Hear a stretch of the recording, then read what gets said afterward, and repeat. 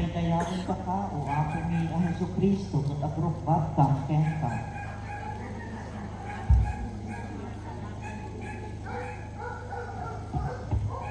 Kalpasan na, napang ni Jesus pinagdadahan na itimanisa at iso ang ananang Gitsemen. Kinunahan katakwan.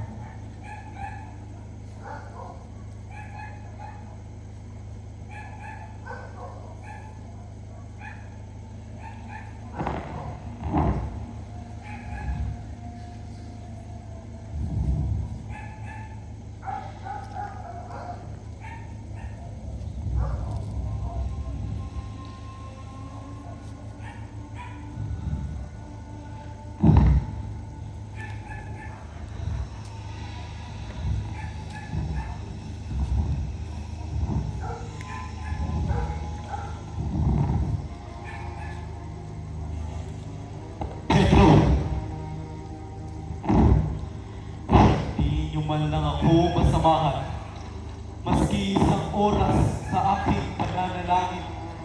Guro, ano pong nangyari sa inyo?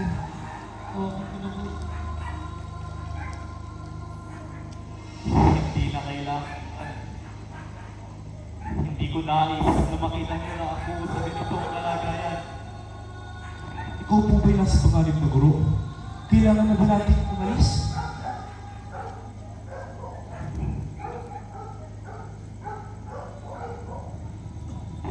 Lamang kayo at manalangin, hindi kayo matukso.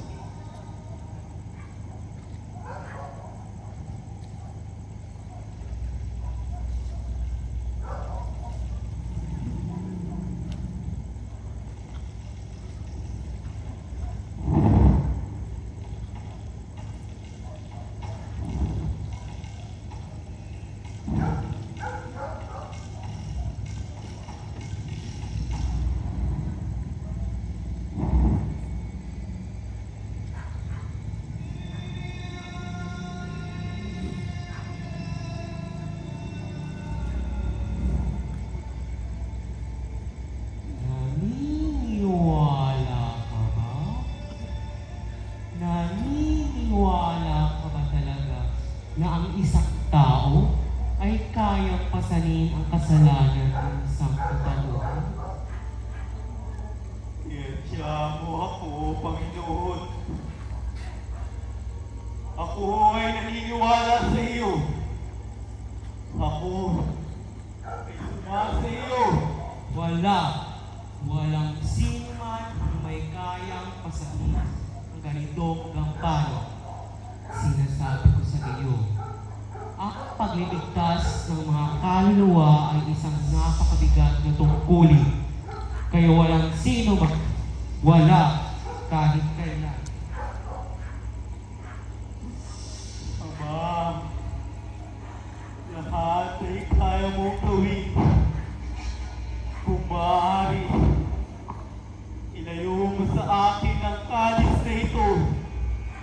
Ngunit, hindi ang nais mong mangyari. Hindi ang iyong kalooban. Sino? Sino yung ama? Sino ka? Ama, dinggin mo ako. Protektahan mo ako. Iligtas mo ako mula sa kanilang patibong.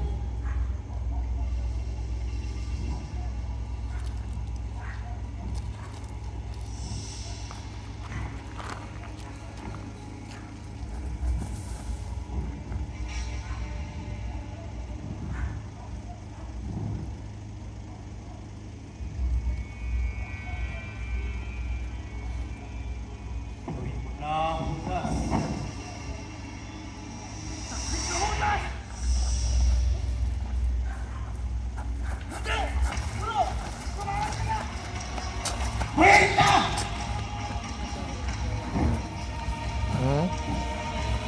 Sige mo na, Judas! Sige mo na, Judas! Taong nabuhay sa tabak. Sa tabak din mga lokal. Sige.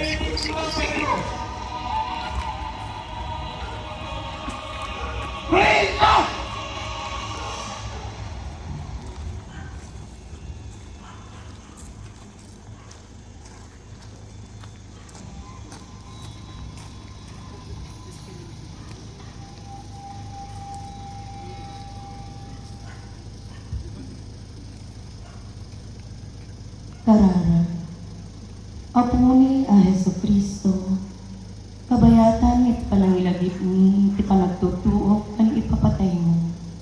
Hinikan na kami iti pagtulagan, iti napasnat a panangtungkal, iti pagayatan ti Ama. Sa apay kuma, takan kanayon da asurutan, as itutudyo, akas ti pagtulad mo. Iti baat dagiti ado nga riribog kan suliso, iti inaldaw-aldaw a panagbiyago. Dawatan ni ken ka, sika ang makipagbiag, ken makipag-ari,